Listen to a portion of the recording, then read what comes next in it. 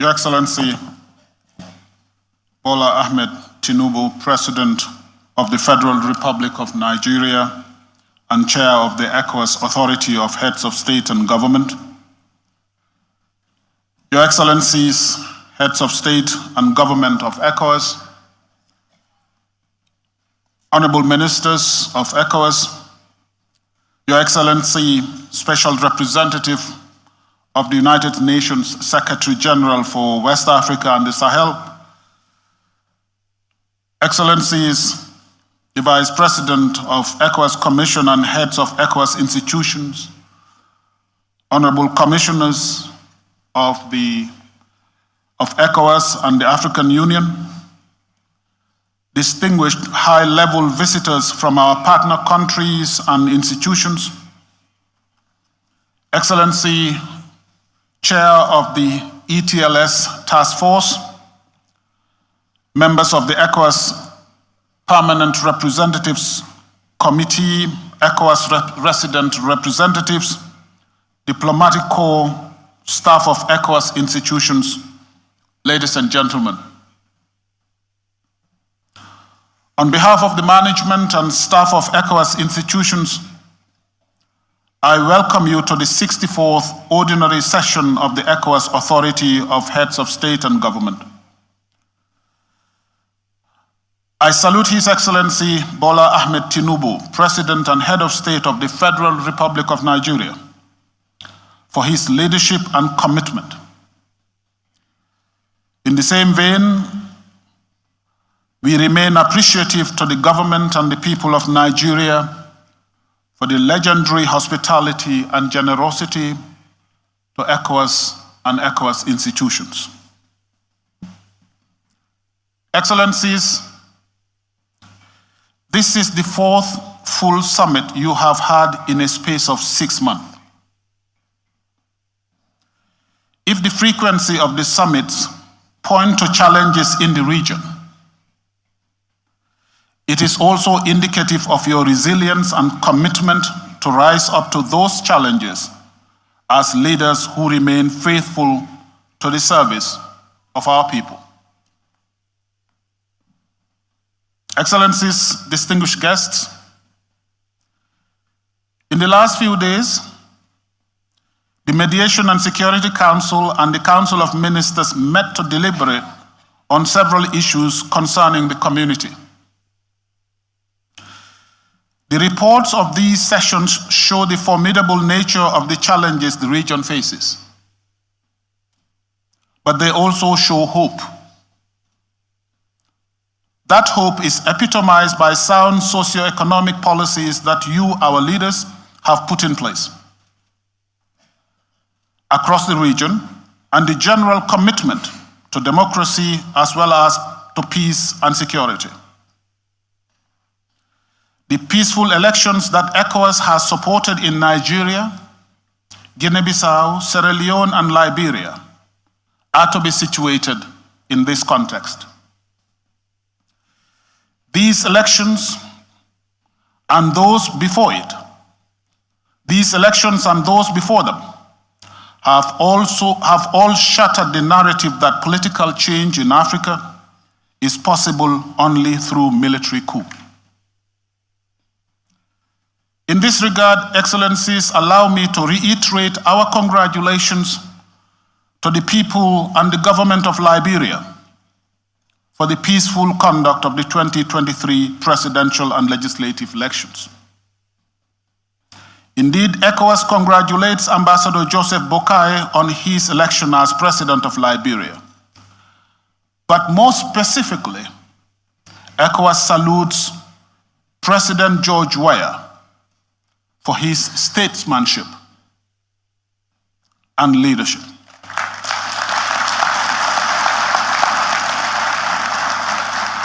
May we, at this stage, please give him a standing ovation.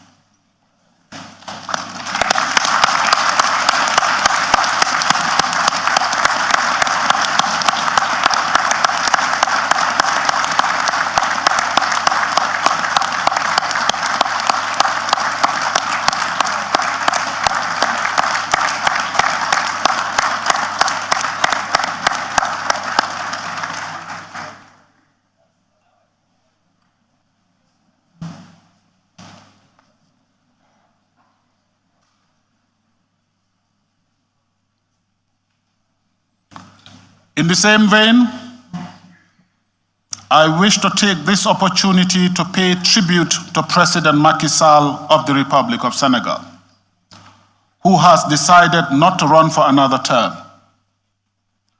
President Sall's decision not to run for another term and the concession by President Ware, as I have said, all disprove the narrative that political change in Africa is possible only through military coup.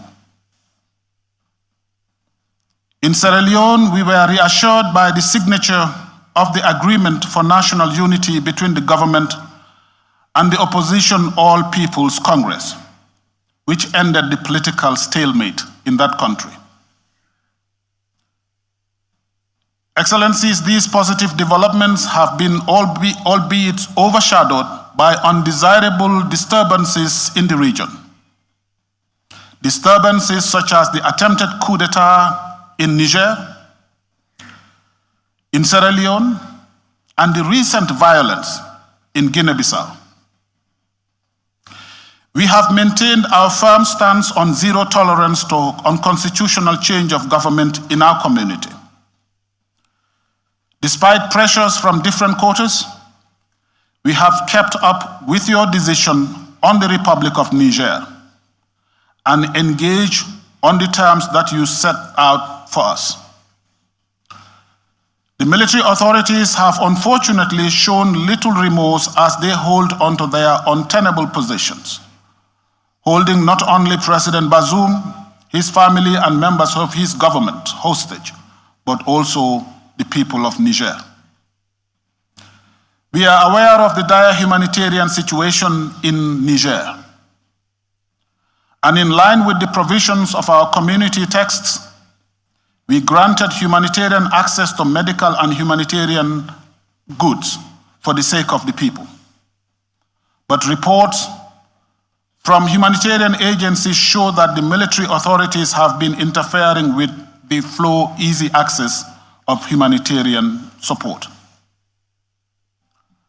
Excellencies, as we monitor the implementation of the sanctions, we note with satisfaction the courage and determination of your governments to effectively apply the sanctions. We note that some political actors and groups in the region have been misrepresenting issues around the sanctions to score political points.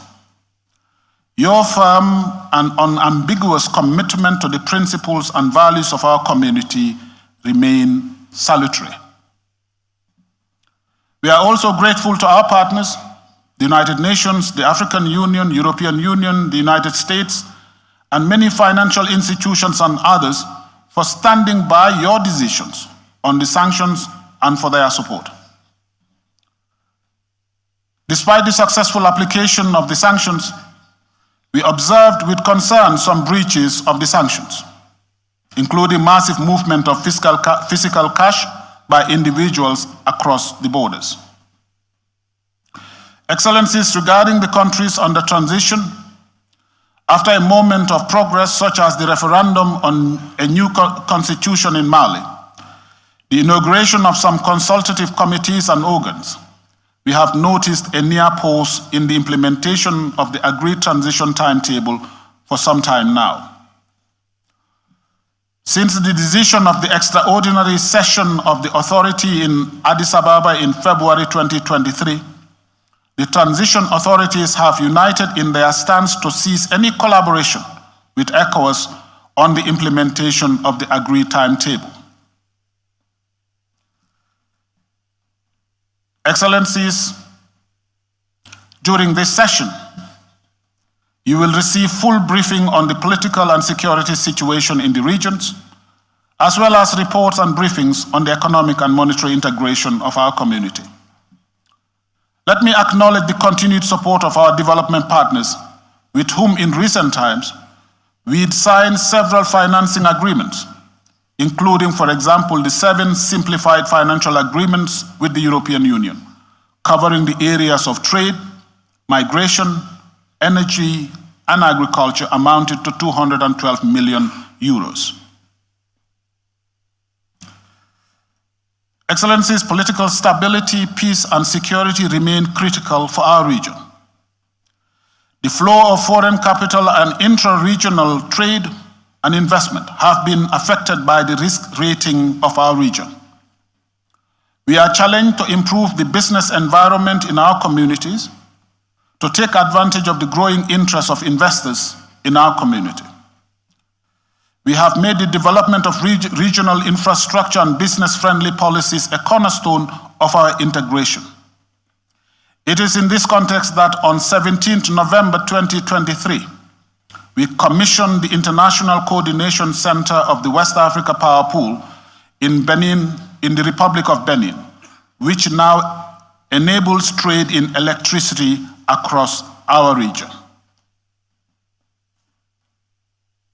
Excellencies, allow me to conclude by highlighting the situation of the community levy, which is the lifeline of the community institutions and integration. As you would recall, a levy of 0.5% on imports from outside the community is being collected by member states on behalf of ECOWAS. However, for some time now, access to these funds have been a challenge. This has led to low resource mobilization. The situation is more critical now that our member states under sanctions have stopped remitting the levy. As the financial situation gets more difficult, the tasks for ECOWAS continue to grow. I have been compelled to bring this matter to your attention because we have the community's action plan against terrorism to implement, peacekeeping missions to sustain, vital integration programs to finance, transitions in member states under military rule to support, and various socio-economic and humanitarian problems to tackle. I am confident that your excellencies will give full support to our efforts to access funds that the national customs authorities have collected on behalf of the ECOWAS community. I thank you for your attention.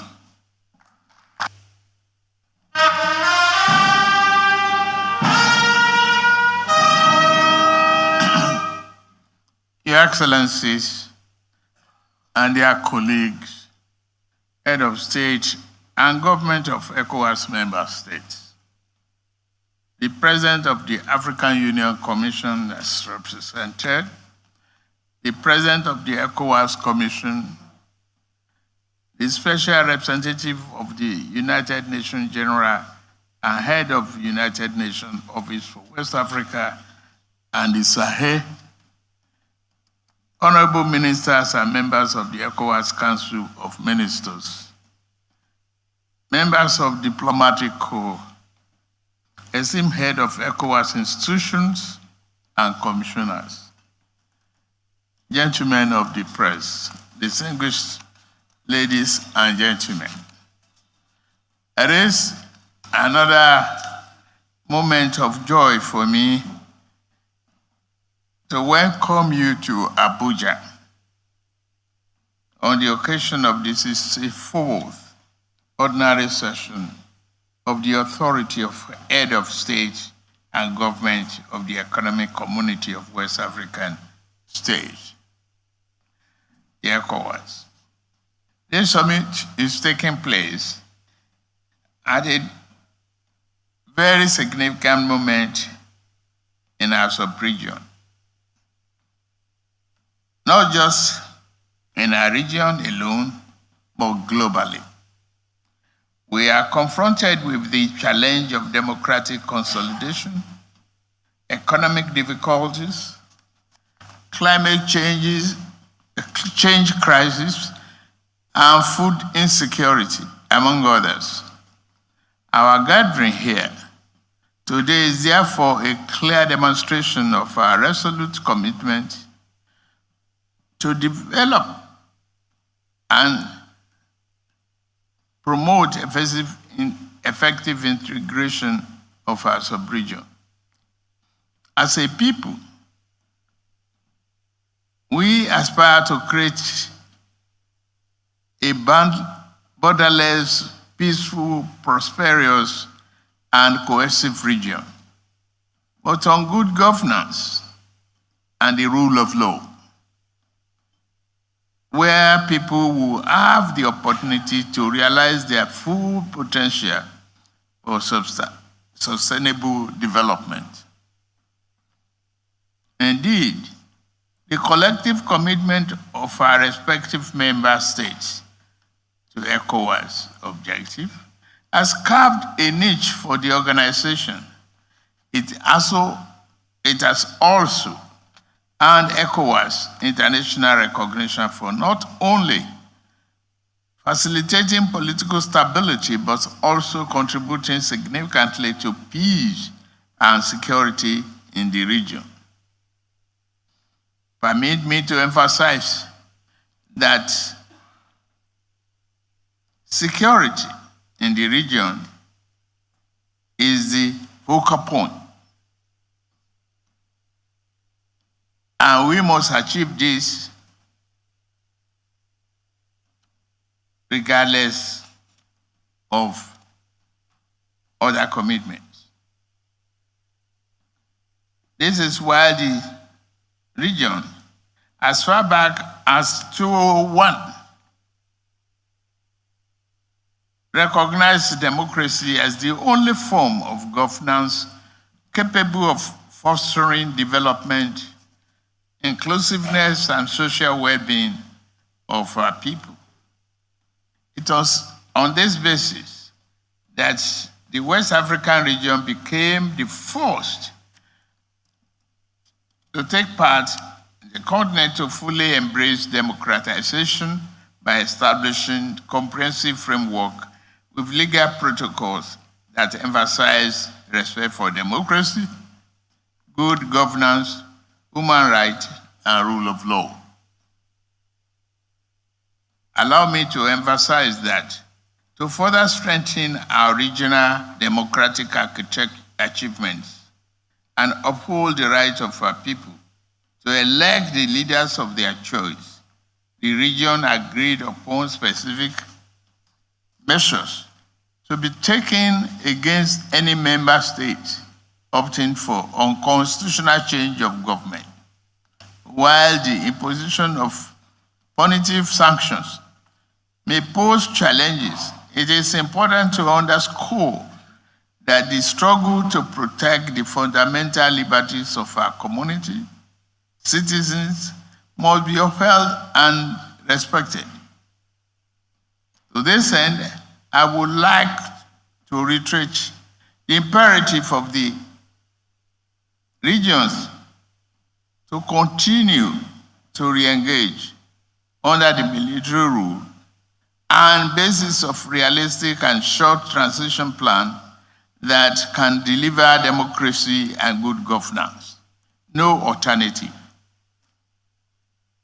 On our part, we should be prepared to provide them with technical and material support to ensure the achievement of these strategic goals. Let me also underscore the need for us as leaders to prioritize good governance for our people, as it serves as a catalyst for socio-economic transformation and development. The delivery of good governance is not just a fundamental commitment, it's also an avenue to address the concerns of our citizens, such as improved quality of life and a stable environment conducive to the achievement of sustainable development. By providing good governance that tackles the challenges of poverty, inequality, and other concerns of the people, we will have succeeded in addressing some of the root causes of military intervention in civilian process in our region. Excellencies, head of states, government, distinguished guests, it is important that we also review some development in our sub-region, including the move by some of our members under military rule to float an alliance of Sahel states. The Phantom Pushback Alliance appears intended to divert our attention from our mutual belief for democracy and good governance that will impact the life of our people. We refuse to be detracted from pursuing the collective dreams, aspirations, and the noble path of ECOWAS integration as it is laid out in our institutional and legal frameworks. I take this opportunity to also emphasize that despite the numerous challenges facing our region, ECOWAS has achieved significant milestones for the betterment of our community citizens. ECOWAS activities have always been people-oriented, with a view to raising the living standard of our people. We have to do that through good governance. ECOWAS Trade Liberalization Scheme, ETLS, we have also witnessed the rapid humanitarian intervention to assist communities affected by armed conflict or natural disasters. In this regard, I wish to call for the increased support in the area of humanitarian assistance through multilateral and bilateral means, as well as through public-spirited individuals, as ECOWAS, as an organization, cannot do this alone. Notwithstanding this notable achievement, a significant portion of our people continue to face the challenge of poverty and widespread unemployment. There is therefore need for us to harness the potential of our rich natural and human resources, diverse agricultural sector, and burgeoning youthful population for the prosperity of our people. Indeed, the collective market of ECOWAS member states represent huge opportunity for trade and investment to unlock the region's full economic potential. Your Excellencies, Head of State and Government, distinguished guests, I would also like to seize this opportunity to commend and extend my heartfelt congratulations to the people of the Republic of Liberia for the successful conduct of the presidential election, widely adjudged to be free, fair, and credible. Let me also commend my brother and colleague, His Excellency George Weah, for his exemplary leadership and conduct throughout the electoral process.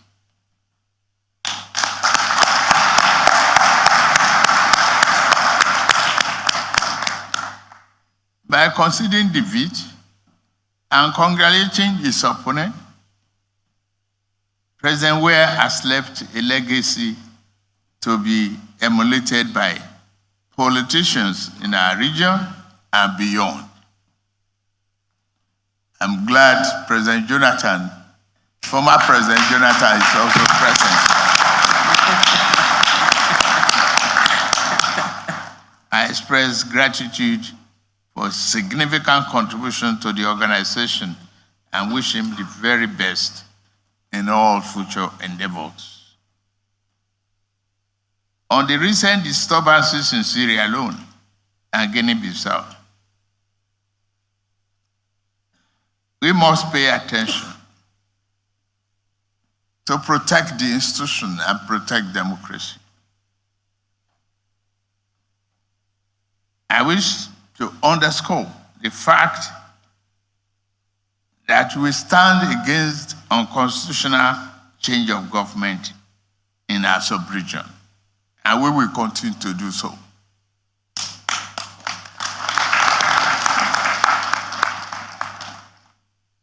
I therefore urge all of us to stand strong and highly committed in the face of any challenge in Sierra Leone and Guinea-Bissau. The message must go down clearly that we will support a democratically elected government, not unconstitutional exercises without let of hindrance. Democracy must win if we fight for it. And we will definitely fight for democracy. Your Excellencies, during this 64th ordinary session, we will consider, as always, several issues, reports, and memoranda affecting critical areas and agenda of the community. I urge us to carefully consider the issue to be presented to us and make concrete and far-reaching decisions for the benefit of our community. Once again, the re-elected president of Sierra Leone is present here.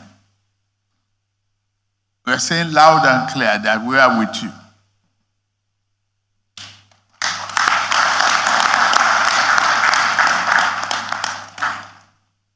And as I conclude, I thank you all for coming to this summit. I wish all of us a successful and fruitful deliberations, as well as a pleasant stay in Abuja. Enjoy yourself. Thank you.